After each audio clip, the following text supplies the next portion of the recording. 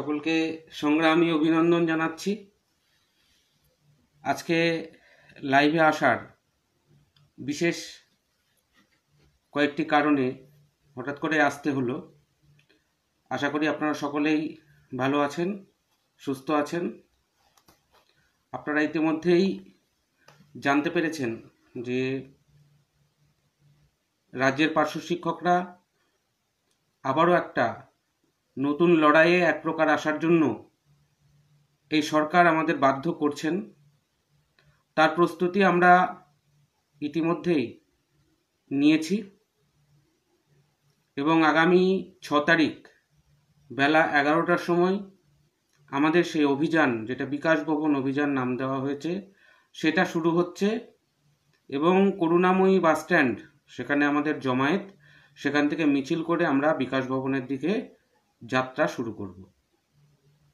এই যে কর্মসূচি, এই কর্মসূচি নিয়ে ইতিমধ্যেই আপনাদের মধ্যে অনেক জিজ্ঞাসা, অনেকের প্রশ্ন রয়েছেন।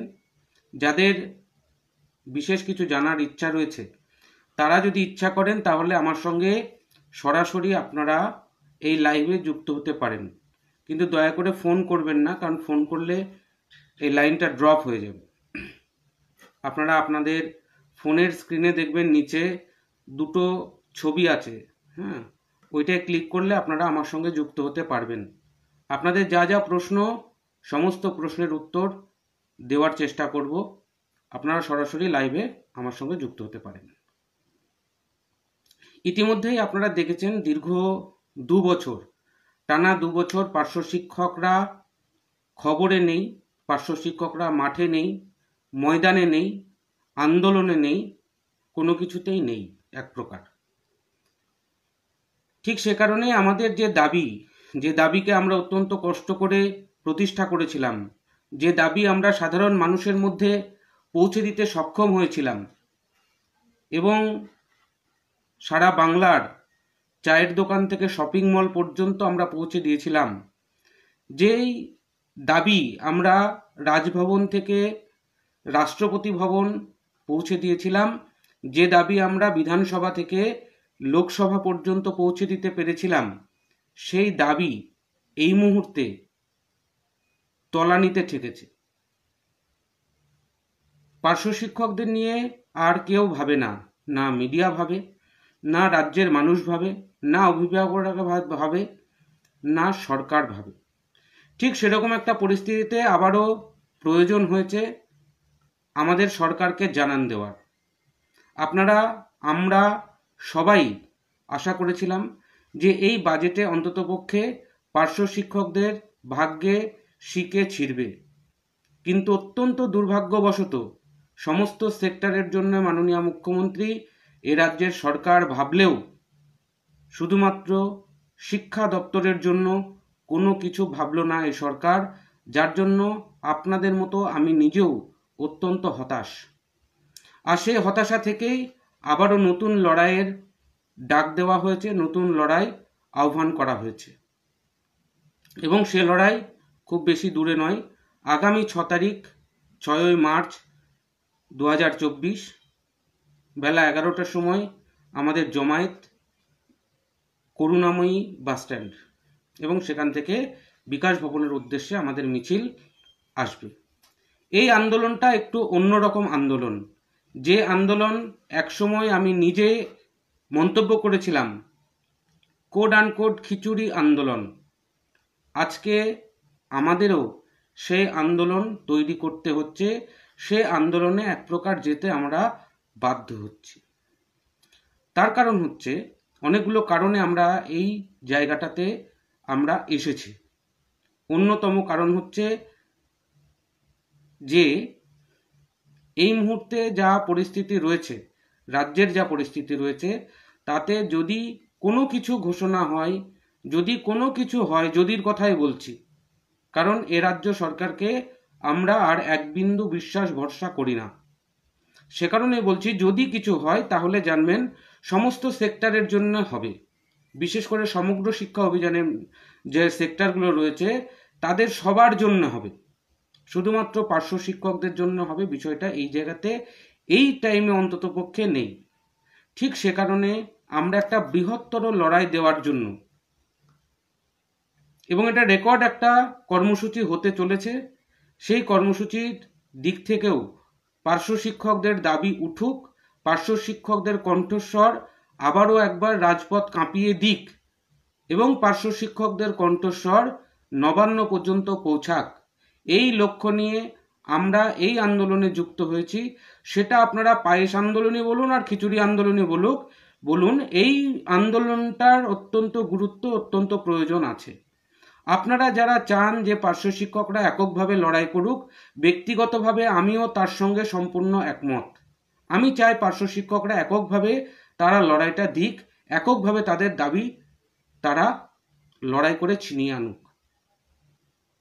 কিন্তু পরিস্থিতি আর পরিবেশের সঙ্গে আমাদের মানিয়ে চলতে হয়, সময়ের সঙ্গে আমাদের মানিয়ে চলতে হয়।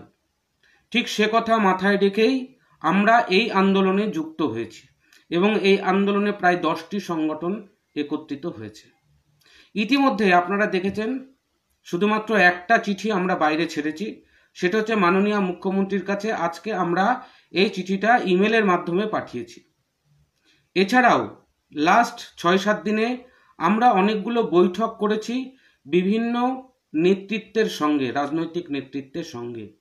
সবটা আমরা সাংগঠনিক গোপনীয়তার জন্য প্রকাশ্যে আনিনি, প্রকাশ্যে আনছি না।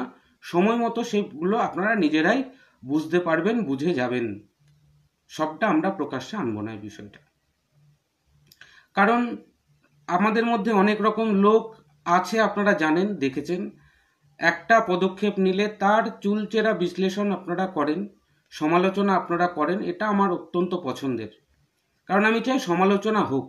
সমালোচনা না হলে কোনো সংগঠন সঠিক পথে এগোতে পারে না। তাই আমরা চাই, আমি অন্ততপক্ষে চাই আপনারা সমালোচনা করুন, যাতে বিপথে না যাই আমরা অনেক রকম কথা, অনেক আলোচনা, অনেক চর্চা আসছে। আমি চাই সেগুলো হোক, আরও বেশি করে হোক, কিন্তু শিক্ষক সুলভ ভাবে সেটা করুন, যাতে আপনার অসম্মান না হয়। কারণ আপনি একজন শিক্ষিত মানুষ, শিক্ষা দান করেন, শিক্ষা দান করা আপনার পেশা। আপনারা দীর্ঘদিন ধরে বলেছেন আন্দোলনে নামতে, একটা পক্ষ বলেছেন আপনারা আন্দোলনে না নামতে, সরকার দয়া করবে। আমি জানতাম এই সরকার দয়া করবে না, এই সরকার ভিক্ষাটুকু পর্যন্ত পার্শ্ব শিক্ষকদের দেবে না, এটা আমি অনেকদিন আগে থেকে আপনাদের বলে আসছি। কিন্তু কিছু মানুষের কথা শুনে আপনারা তাদের প্রতি আস্থাশীল ছিলেন। আমি নিজেও চেয়েছিলাম যে কোনো মূল্যে, যে কোনোভাবে পার্শ্ব শিক্ষকদের উন্নতি হোক, পার্শ্ব শিক্ষকদের উন্নয়ন হোক, ন্যূনতম একটা বেতন বৃদ্ধি এই মুহূর্তে অত্যন্ত দরকার, সেটা হোক। আপনাদের সেই আহ্বানে, সেই ডাকে সাড়া দিয়ে আমরা সরকারকে এক কথায় কোনো রকম বিব্রত করিনি, করতে চাইনি, যার জন্য আমরা কিছু করতে পারিনি। কিন্তু দেখা গেল যখন সময়টা শেষের দিকে আসছে, আস্তে আস্তে শেষের দিকে আসছে, বাজেট হয়ে গেল, আমাদের জন্য ভাবলো না। সামনে ভোট আসছে, সেখানেও আমাদের কথা ভাবলো না। অতএব এখন লড়াইয়ের ময়দানে নামার উপযুক্ত সময়। হ্যাঁ, আপনারা অনেকেই বলবেন, মানুষের মতের তো অভাব নেই, নানা মত, নানাজন নানা মত। আপনারা অনেকে বলবেন ভোট রাজনীতির জন্য নামছি, বলতে পারেন। তাতে আমার অন্ততপক্ষে কোনো ব্যথা, দুঃখ, যন্ত্রণা, কষ্ট কিছু নেই। কারণ আমি যেটুকু বুঝি সেটা হচ্ছে সরকারকে ঘায়েল করা, শুধু সরকারকে নয়, যে কোনো রাজনৈতিক দলকে ঘায়েল করার একমাত্র জায়গা হচ্ছে ইভিএম অথবা ব্যালট। সেইখানে যতক্ষণ পর্যন্ত না আঘাত করতে পারবেন, ততক্ষণ পর্যন্ত আপনার কথা কোনো রাজনৈতিক দল শুনবে না, সে যে দলই হোক না কেন। ঠিক সে কারণেই সরকারকে চাপে ফেলতে গেলে ভোটের আগেই ফেলতে হয়। এটা বাস্তব, এটা আপনাদের বোঝা উচিত, আপনাদের জানা উচিত। আর এই যে কর্মসূচিটা নেওয়া হচ্ছে, এই কর্মসূচিতে যারা অপপ্রচার করছেন, আমি তাদেরকে বলবো, দাদা দিদি, অনুরোধ করছি, অপপ্রচার নয়, আপনিও প্রয়াস করুন, আপনিও চেষ্টা করুন, আপনার মতো করে চেষ্টা করুন। আমি এইটুকু দায়িত্ব নিয়ে বলতে পারি, পার্শ্ব শিক্ষকদের জন্য, আমার জন্যে বা আমাদের জন্যে পার্শ্ব শিক্ষকদের এক চুল লাভ ছাড়া ক্ষতি হয়নি। আমরা কোনো ক্ষতি করিনি পার্শ্ব শিক্ষকদের, ভালো করতে পারিনি, উপকার করতে পারিনি, এ দায় নিচ্ছি। 3% ইনক্রিমেন্ট, 375 টাকা আপার প্রাইমারিতে, আর প্রাইমারিতে 200 সামথিং, এটা প্রতি মাসের জন্য বেড়েছে। এটা কোনো গর্বের কথা নয়, কারণ এটা আমাদের লক্ষ্য নয়, এটা আমাদের লক্ষ্য ছিল না। আমাদের লক্ষ্য একটাই, সেটা হচ্ছে বেতন কাঠামো। সেই তার ধার কাছে আমরা পৌঁছাতে পারিনি। যে গ্র্যাচুইটি 1 লক্ষ ছিল সেটা 3 লক্ষ করা হয়েছিল। সেই 3 লক্ষর মূল্য তারা বোঝে যারা এই মুহূর্তে এখন রিটায়ারমেন্ট করেছেন বা করছেন, তারা 3 লক্ষ টাকার মূল্য বোঝে। যারা রিটায়ার করেননি তারা এখনো পর্যন্ত বোঝেন না, বুঝবেনও না। আজকে সমস্ত সেক্টরের জন্য দিদিমণি 5 লক্ষ টাকা ঘোষণা করলেন গ্র্যাচুইটি। সিভিকদের জন্য একটা ঘোষণা হয়েছে, অন্যান্য কন্ট্রাকচুয়াল যারা কর্মচারী রয়েছে তাদের জন্য বেতন বৃদ্ধি সহ গ্র্যাচুইটি বৃদ্ধি সেটা ঘোষণা হয়েছে। পার্শ্ব শিক্ষকরা কি বানের জলে? আপনারাই বলুন, তারা কি বানের জলে ভেসে এসেছেন? তাহলে তাদেরটা কেন হবে না? তাদেরটা কেন লড়ে নিতে হবে? ইতিপূর্বেও ভাবুন, এর আগের বার যখন আমাদের 3 লক্ষ টাকা করা হলো, তার আগে সিভিক সহ অন্যদের কিন্তু 3 লক্ষ টাকা গ্র্যাচুইটি ঘোষণা করে দিয়েছিল রাজ্য সরকার। আমাদের কিন্তু আন্দোলনে নেমে 32 দিনের আন্দোলন করে তারপরে 3 লক্ষ টাকাটা নিয়ে আসতে হলো। আজকে সুপ্রিম কোর্ট রায় দিয়েছে, জয়েনিং ডেট থেকে ইপিএফ দিতে হবে। সেটা পর্যন্ত এখনো পর্যন্ত সরকার মানার হিম্মত হলো না, সেটা এখনো পর্যন্ত মানল না। আপনারা ভাববেন বিষয়গুলো। সুপ্রিম কোর্টের রায়, সিঙ্গেল বেঞ্চ, হাইকোর্টের সিঙ্গেল বেঞ্চ, হাইকোর্টের ডিভিশন বেঞ্চ আমি বাদই দিলাম, আবারও সেটাকে কার্যকর করার জন্য এ দরজা সে দরজায় ঘুরতে হচ্ছে, আদালতের এক দরজা থেকে আর এক দরজায় ঘুরতে হচ্ছে। পরিস্থিতিটা বুঝতে পারছেন? আমি একসময় আপনাদের বলেছিলাম আন্দোলনই একমাত্র পথ, রাজপথই একমাত্র পথ। আমরা যেদিন থেকে রাজপথ ছেড়ে দিয়েছি সেদিন থেকে কিন্তু আমাদের ভবিষ্যৎটা এক প্রকার বন্ধ হয়ে গেছে। দাবি একটাই আছে, বেতন কাঠামো। মূল দাবি বেতন কাঠামো। আপনারা অনেকে বলবেন বেতন বৃদ্ধি দাবি করলে ভালো হতো, আমি আপনাদের সঙ্গে একমত। সেটা আলোচনার টেবিলে হবে, কিন্তু আমাদের যে মূল দাবি সেই দাবি থেকে আমরা সরে যেতে পারি না। একটা কথা মনে রাখবেন, লক্ষ্য রাখবেন চাঁদ, দেখবেন একটা তারার কাছ পর্যন্ত অন্তত পৌঁছাতে পারবেন। তাই আমরা আমাদের যে ন্যায্য দাবি, সেই দাবি থেকে আমরা কোনো মতে সরছি না, কোনো মতে আমরা পিছাচ্ছি না। আমাদের যে দাবি সে দাবি থাকছে। হ্যাঁ, জয়েনিং ডেট থেকে ইপিএফ দিতে হবে, এটা তো আমাদের দীর্ঘদিনের দাবি। সেটা সুপ্রিম কোর্ট মান্যতা দিয়েছে, হাইকোর্ট মান্যতা দিয়েছে, কিন্তু দিদিমণি এখনো পর্যন্ত মান্যতা দিতে ব্যর্থ হয়েছেন। তাই তার বিরুদ্ধে লড়াইটা হবে। আমাদের অনেক দিদিমণিরা তারা ট্রান্সফার চাইছেন, প্রায় 60-70 জন বা এরকম একটা সংখ্যা রয়েছে। তাদের ট্রান্সফার দিতে সরকার ব্যর্থ হয়েছেন। যারা বিবাহ সূত্রে একটু দূরে তাদের অবস্থান হয়েছেন, বাসস্থানটা অনেকটা দূরে হয়ে গেছে, তাদের জন্য আমরা বারবার গলা ফাটিয়েছি, আবেদন করেছি, তার কোনো সুরাহা এখনো পর্যন্ত হয়নি। আমরা আর্নলিভ পাই না, আমরা সে সমস্ত দাবি এখনো পর্যন্ত আনিনি। আপাতত সম্মানের সঙ্গে বেঁচে থাকা, সমাজের সঙ্গে খাপ খাইয়ে চলার মতো যে বেতন, সেই বেতনটা অন্ততপক্ষে মাননীয় দিক, আমরা এটা তার কাছে কামনা করছি। এবং এই যে লড়াই, এই যে আন্দোলন সম্পূর্ণ অরাজনৈতিকভাবে হবে সে নিয়ে আপনারা নিশ্চিত থাকুন। এবং এটা না অ্যান্টি গভর্নমেন্ট না প্রো গভর্নমেন্ট, শুধুমাত্র পার্শ্ব শিক্ষকদের পক্ষেই এই লড়াই, এই আন্দোলনটা হবে।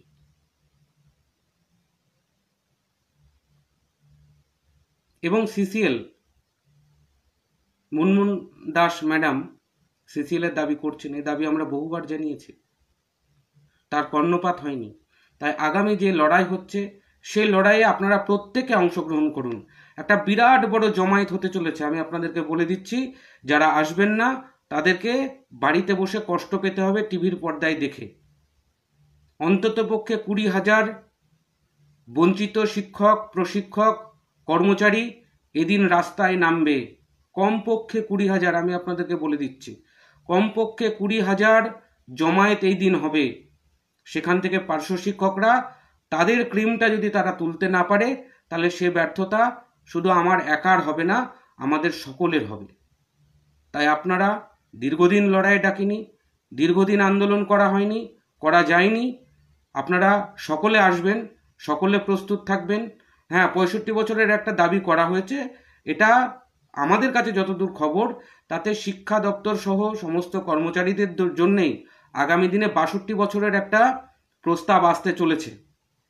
ইতিমধ্যে কিছু কিছু ক্ষেত্রে 62-65 করেছে।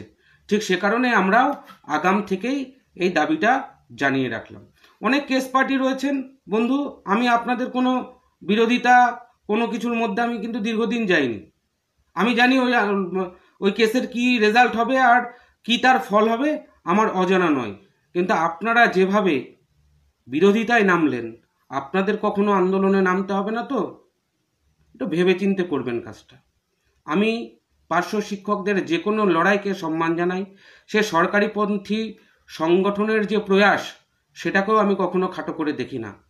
আর বিরোধিতা, আমি চাই এই সরকার বিরুদ্ধে অল আউট আন্দোলনে নামা। অনেকে প্রস্তাব দিয়েছেন যে পেন ডাউন কর্মসূচি নেওয়ার জন্য। দেখুন, পেন ডাউন কর্মসূচি এই মুহূর্তে নিয়ে খুব বেশি লাভ হবে না, কারণ মাধ্যমিক পরীক্ষা, উচ্চ মাধ্যমিক পরীক্ষা আজকে শেষ হলো।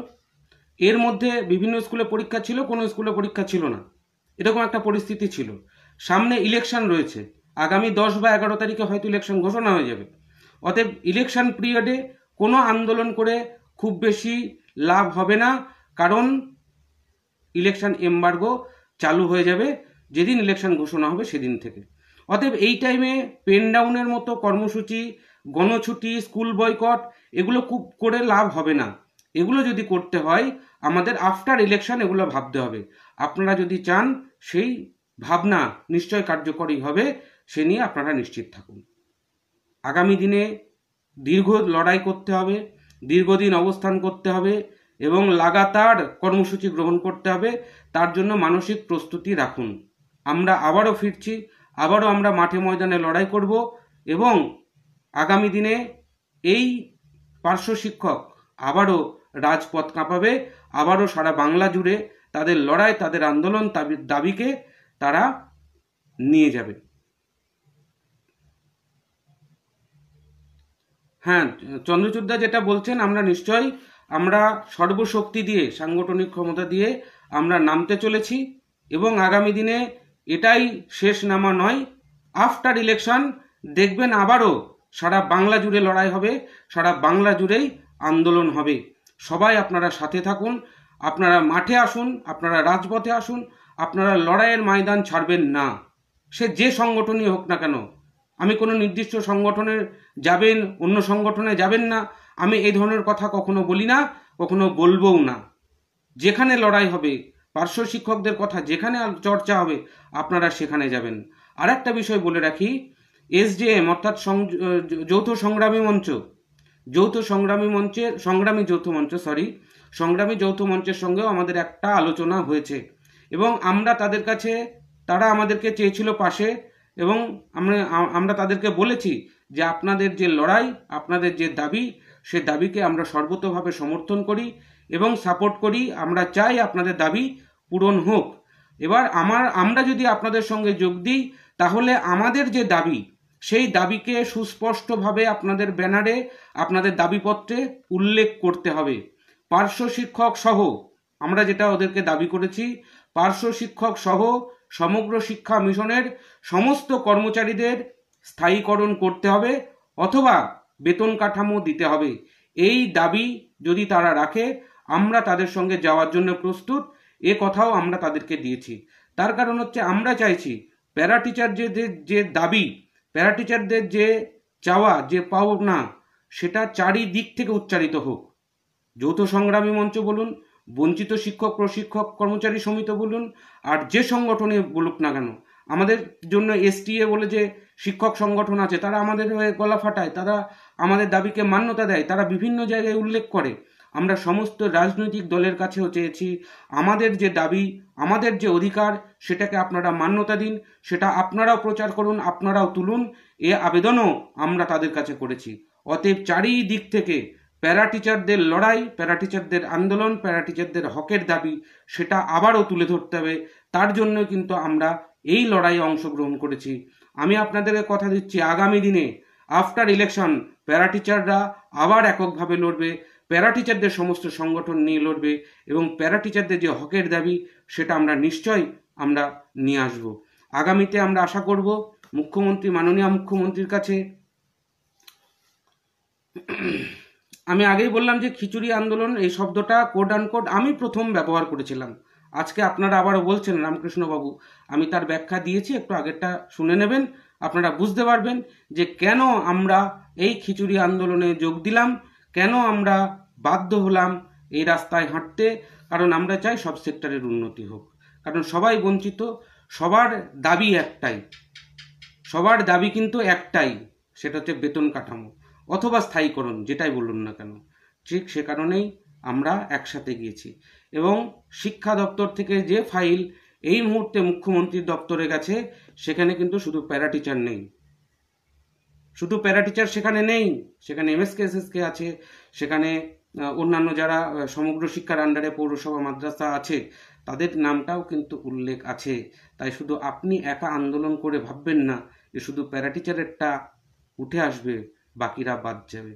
এই আন্দোলন যদি শুধুমাত্র এমএসকে এসএসকেটা করে তাদের দাবিটা পূরণ করতে পারে, তাহলে জানবেন আপনার দাবিটাও পূরণ হবে। কারণ এখানে সবটা রয়েছে এই ফাইলটার মধ্যে, 1 লক্ষ কর্মচারীর ফাইল এই মুহূর্তে মুখ্যমন্ত্রীর দপ্তরে। যদিও আমরা এই ফাইলটা এলে এসবে বিশ্বাসী নই, বিশ্বাস করি না, কারণ বহুবার এই ফাইল গেছে, সে ফাইলের কোনো হদিশ আর পাওয়া যায় না।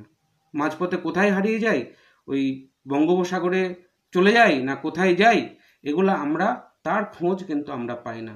তাই আমরা কোনো কিছুতেই বিশ্বাসী নই, কোনো কিছুতেই ভরসা নই, যতক্ষণ পর্যন্ত না আমাদের দাবি পূরণ করছেন, যতক্ষণ পর্যন্ত মাননীয় মুখ্যমন্ত্রী তার দেওয়া কথা, যে 11 সালে যে কথা দিয়েছিলেন 6 মাস থেকে 3 বছরের মধ্যে ধাপে ধাপে স্থায়ীকরণ, যতক্ষণ না হচ্ছে ততক্ষণ আমরা এগুলোর কোনো কিছু বিশ্বাসই করি না।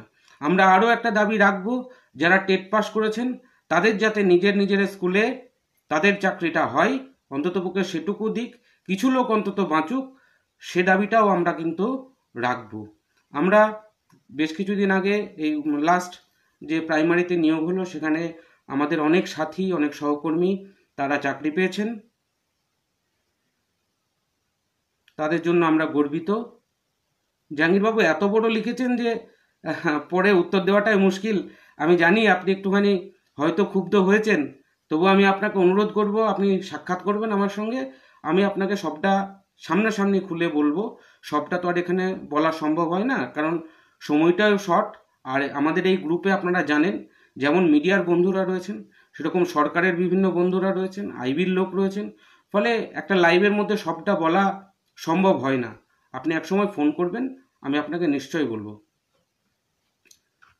হ্যাঁ চন্দ্রা, আপনি বলছেন যে সব রকম সহযোগিতা করবেন, আমি আপনাকে অনুরোধ করব আপনি একদিন লাইভে আসুন, এসে সকলকে একবার আরও বিস্তারিত আপনার মুখ থেকে শুনতে চাই। কারণ আপনাকে অনেকেই অত্যন্ত স্নেহ করেন, ভালোবাসেন, শ্রদ্ধা করেন, কারণ আপনার লড়াইটা বাংলার মানুষ দেখেছে, সেই লড়াইটাকে আমরা কুর্নিশ জানাই। আপনি একদিন লাইভে এসে এটা নিয়ে আলোচনা করবেন, চর্চা করবেন। যাই হোক বন্ধুরা, আগামী 6 তারিখ 6ই মার্চ 2024 বেলা 11টার সময় করুণাময়ী বাসস্ট্যান্ডে আমরা জমায়েত হচ্ছি, সেখানে আপনারা আসবেন। আরও এক দফা আলোচনা আমাদের বাকি রয়েছে। আগামী 2 তারিখ এই কর্মসূচিটাকে নিয়ে আবারও বসা হবে, সেখানে ব্যানার ট্যানার কী হবে না হবে সে সমস্ত বিষয় নিয়ে আলোচনা হবে। সেখানে হয়তো আমি যেতে পারবো না, আমার একটা অন্য কর্মসূচি ওই দিন আছে, তো আমাদের থেকে নিশ্চয়ই কেউ না কেউ উপস্থিত থাকবেন এবং সেটা নিয়ে চর্চা করা হবে, আলোচনা করে একটা সিদ্ধান্ত নিয়ে আপনাদের সেটা সকলকে জানিয়ে দেওয়া হবে। মোট কথা হচ্ছে, এই কর্মসূচিতে আমাদের প্রত্যেকের আসা উচিত, প্রত্যেকে আমরা যাব এবং সেখানে গিয়ে পার্শ্ব শিক্ষকদের যে দাবি, সেই দাবিতে সারা রাজপথ আমরা মুখরিত করব, বিকাশ ভবন আমরা মুখরিত করব। এটাই আমাদের আসল লক্ষ্য হওয়া উচিত এবং সে লক্ষ্যে আমরা এগোচ্ছি। আমরা সব রকমভাবে চন্দ্রদা, যাই হোক আপনারা সবাই আসবেন, এটুকুই বলার। আর খুব বেশি কিছু বলার নেই। আপনাদের যদি কিছু বলার থাকে সেটা আমাকে ফোন করবেন অথবা SMS করবেন, আমি চেষ্টা করব আপনাদের উত্তর দেওয়ার। একটা জিনিস শেষবারের মতো বলবো, সেটা হচ্ছে এতদিন পর্যন্ত আপনাদের কোনো ক্ষতি অন্ততপক্ষে আমাদের দ্বারা হয়নি, আগামী দিনেও হবে না, এটুকু গ্যারান্টি আছে। ভালো হবে কি হবে না সেটা দিদির ইচ্ছা, সব কিছু উপরওয়ালার ইচ্ছায় হয় না, কিছু কিছু বিষয় দিদির ইচ্ছার ওপরেও হয়। তাই আপনারা সকলে আসবেন, সকলে ভালো থাকবেন, সুস্থ থাকবেন, এ বলে আমি আমার আজকের লাইভ শেষ করছি। সকলে ভালো থাকবেন।